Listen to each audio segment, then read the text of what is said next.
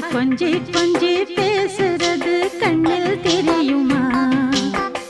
உலகே அழிஞ்சாலும் உன் உருவம் அழியாது, உயிரே பிரிஞ்சாலும் உறவேதும் பிரியாது.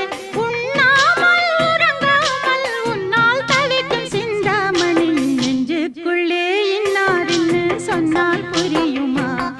அது கொஞ்சி கொஞ்சி